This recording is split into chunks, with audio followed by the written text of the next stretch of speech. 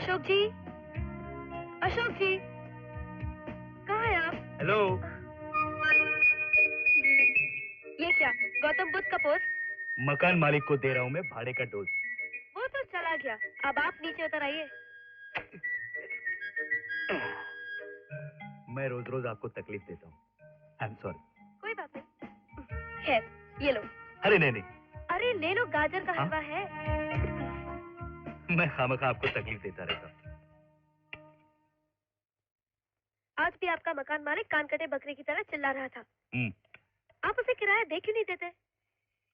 अरे वो कन कटे बकरे की तरह चिल्लाए या सर कटे बंदर की तरह उछले, मेरे पास पैसे नहीं है, मैं किराया कहाँ से दूंगा? ये वकालत की पढ़ाई स्कॉलरशिप के दम पे चलती है। इससे महीने भर का खाना और बस का किराया मुश्किल से पूरा होता है, तो फिर भाड़ा कहाँ से दूं? It's impossible. ये मकान आपका है या उनका? उसका ही सही, लेकिन आज तो चल गया ना, कल की कल देख लेंगे।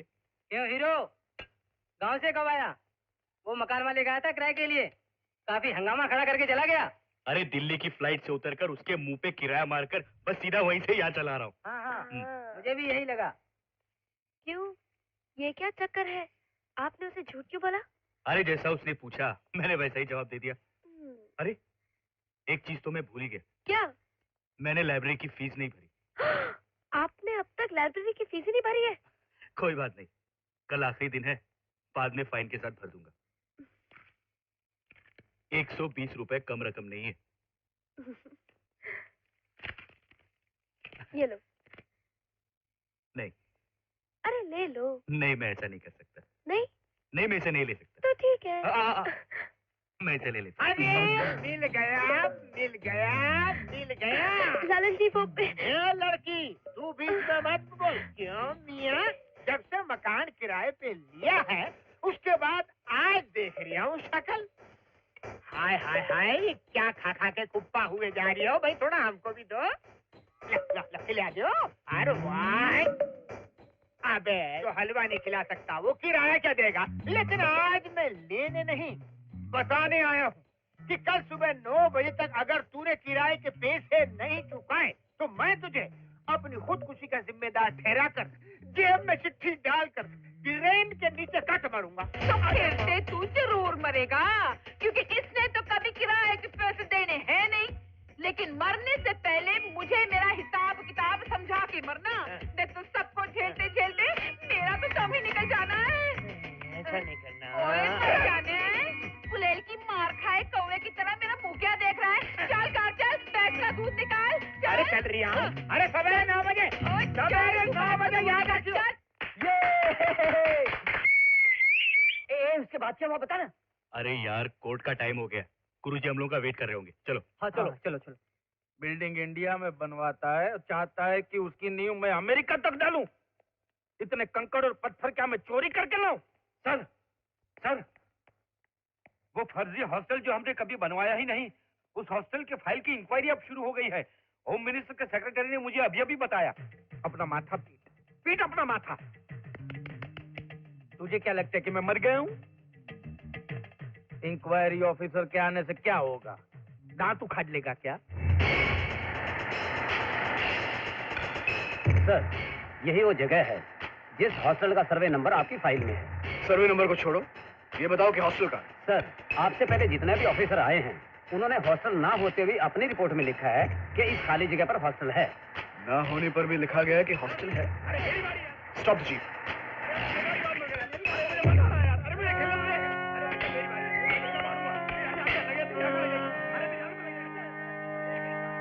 मुझसे मजाक कर रहे हो?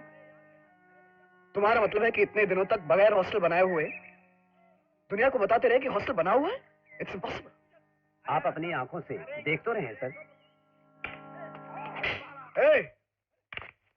इधर आओ।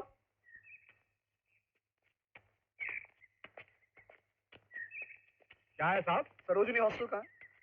आपको दिखता नहीं? वो रहा सामने, ये चौकीदार, ये वार्डन, ये स्टोर कीपर और मैं इंचार्ज। Shut up. जो हॉस्टल मुझे नहीं दिखाई दे रहा है वो तुझे कैसे दिख रहा है?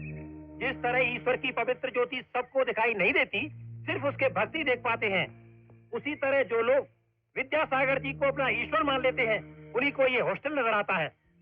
इस 7 मंजिल की बिल्डिंग को बनाने में हमने अपना सारा खून पसीना एक कर डाला साहब। पूरा मार्बल लगेला साहब, और चिकनाई इतनी है कि आदमी संभल के नहीं चले तो गिर जाए। हाँ। तुम्हें क्या मैं पागल नजर आता हूँ? बताओ सच क्या है? सच नंबर 1, यहाँ पर सरोजनी हॉस्टल है। सच नंबर 2, इसकी छत के नीचे 1000 बच्चे रहते हैं। सच नंबर 3, जिन पर हर महीना 3 लाख रुपया खर्च होता है। जल्दी लिख लो वरना भूल जाओगे। छोड़ो, ज्यादा शाना मत बनो साहब। सोचता कि तू एक रुको प्लीज, छोड़ दीजिए सर प्लीज।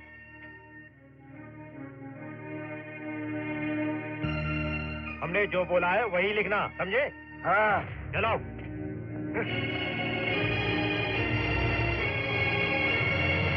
मैं इसके बारे में विद्यासागर से खुद पूछूंगा। जब हॉस्टल की जगह अपनी आंखों से देखकर आ गए हो तो मुझसे क्या पूछते हो? हैं? जो तुमने देखा है वो सच है। हॉस्टल अपनी जगह पर है, लिख दो। और हमको क्या करना है वो बता दो। आपको वहाँ हॉस्टल बनाना पड़ेगा विद्यासागर, नहीं तो सरकार को वो जमीन वापस करनी होगी, साथ ही वो 2 करोड़ रुपए भी जो तुमने बिल्डिंग बनाने के लिए सरकार को धोखा देकर लिए हैं। आपको अपने सारे गुनाह कबूल करने पड़ेंगे। थैंक्स। जंगली कबूतर की तरह गुटर गुं मत करो। पहले ये बताओ कि तुम हमारी परमिशन के बगैर वहां गए ही क्यों? वो मेरी ड्यूटी है। झूठ, बड़ा ड्यूटी वाला। वो जगह देखने से पहले तुम्हें मुझे देखना चाहिए था। ये तुम्हारी असली ड्यूटी है। लुच्चे लफंगों की इज्जत करना सिंसियर ऑफिसर्स का काम नहीं है। अबे साले चुप। ठहरो। अबे ओ सिंसियर, ना ही मैंने वहां हॉस्टल बनाया है और ना ही मैं बनाऊंगा। लॉ को रखा दाईं जेब में, पॉलिटिक्स को रखा बाईं जेब में और हॉस्टल को बंद कर दिया फाइल में। बस जिए जा रहा हूँ इसी चक्कर में। तुम्हारे जैसे सिंसियर ऑफिसरों का शेयर भी मैंने रखा है, देता हूँ, लेके जाओ। तुझ जैसे आदमी को छोड़ दिया तो पूरे देश को ही फाइल में दबा देगा। 24 घंटे के अंदर मैं तुझे बताऊंगा कि मैं कैसा अफसर हूं।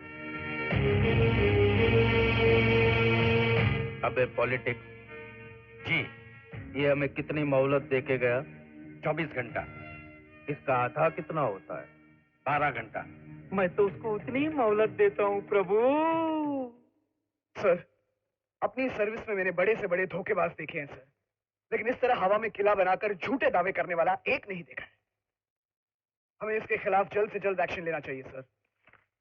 सर, ये रही कॉर्पोरेशन की रिपोर्ट, जिसमें वहां कोई भी बिल्डिंग न होने का सबूत है।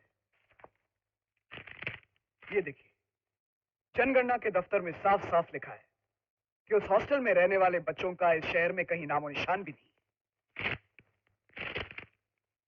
उस फर्जी बिल्डिंग में बिजली के कनेक्शन ना होने का इलेक्ट्रिसिटी बोर्ड का स्टेटमेंट। सर, ये सारे सबूत जाहिर करते हैं कि वहां कोई हॉस्टल बना ही नहीं। ये लो। ये क्या है सर? तुमने विद्यासागर से रिश्वत मांगी, बड़े अफसरों को इस साजिश का पता चल गया, इसलिए ये रहा तुम्हें नौकरी से निकाले जाने का ऑर्डर। ये तो सरासर नाइंसाफी है सर। आई एम सॉरी, ये साबित करना तुम्हारा काम है। आई सी। मुझे अपनी नौकरी के जाने का कोई दुख नहीं है सर। तकलीफ तो इस बात की है कि दिन दहाड़े अंधेरगर्दी हो रही है।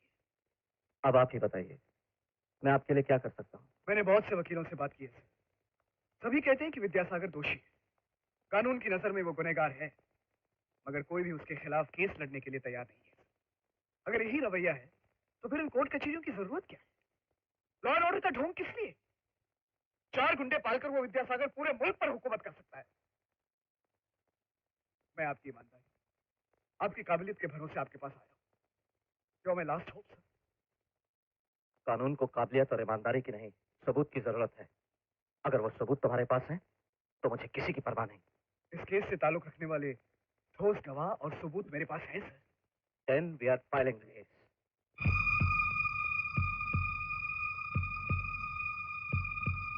Well, now we all know the details of the case. Ravi, अगर तुम होते तो इस केस को कैसे डील करते? सर, इस केस के बारे में हम सब एक ही फैसले पर पहुंचे हैं। हाँ, कौन सा फैसला? सर, हमसे पूछने से अच्छा आप अशोक से ही पूछ लीजिए। हाँ, मैं भी यही चाहती हूँ। उससे क्या पूछूं? उससे पूछूंगा तो एक ही जवाब मिलेगा कि विद्यासागर के जिस्म के टुकड़े टुकड़े कर दो। अगर आप मेरी बात माने तो उसका सोल्यूशन यही है, लेकिन आप तो मेरी बात मानेंगे नहीं, इसलिए एक छोटा सा आइडिया। क्या है? सरोजिनी हॉस्टल की बिल्डिंग जो बनवाई नहीं गई, लेकिन दावा है कि बनवाई गई है, कह दीजिए कि गिर गई, और उसमें रहने वाले 200 अनाथ बच्चों की मौत हो गई। बस इस बात का मुकदमा विद्यासागर पर फाइल कर दीजिए। मगर जो बिल्डिंग बनी ही नहीं वो गिरेगी कैसे? बनाई नहीं इसलिए गिर गई। जो बिल्डिंग बनी ही नहीं उसके गिरने का मुकदमा तुम किस सेक्शन के अंडर फाइल करोगे? विद्यासागर भी यही पूछेगा और अपने ही जाल में फंस जाएगा। अगर वो ये कहता है कि बिल्डिंग गिरी ही नहीं, तो उसे ये मानना पड़ेगा कि वो बिल्डिंग बनी नहीं थी। लेकिन वो तो कहता है कि उसने बिल्डिंग बनाई है। तो उसे मानना पड़ेगा कि वो बिल्डिंग गिर गई। और अगर मान लेता है तो गिरने से जो नुकसान हुआ है उसका हर्जाना उसे भरना पड़ेगा। अगर वो कहे कि बिल्डिंग नहीं गिरी है तो उसे ये मानना पड़ेगा कि उसने हॉस्टल बनाया नहीं। अगर मान लेता है उसने बिल्डिंग बनाई है तो उसे ये मानना पड़ेगा कि वो बिल्डिंग गिर गई। करेक्ट। हाँ, फौरन उन लोगों को नोटिस भेजिए। अशोक की इस आइडिया से तो उन बदमाशों की हालत बिल्कुल तड़पती हुई मछली की तरह हो जाएगी। आप परेशान मत होइए सर, वो समझता है कि उसने बहुत होशियारी से काम लिया है, लेकिन मैंने उससे कई जोरदार कानूनी पॉइंट सोच लिया है। मुझे तो नहीं लगता है, फिर भी बोल। सिंपल मैटर सर, उन लोगों ने नोटिस दिया है कि हॉस्टल गिर गया। हम लोगों ने हॉस्टल बनाया नहीं, ये बात हम लोग मान लेंगे।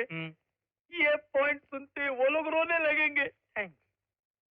और जब मुझे 2 करोड़ रुपए लौटाने पड़ेंगे जो मैंने बिल्डिंग बनाने के लिए लिए थे, तब मैं रहूंगा।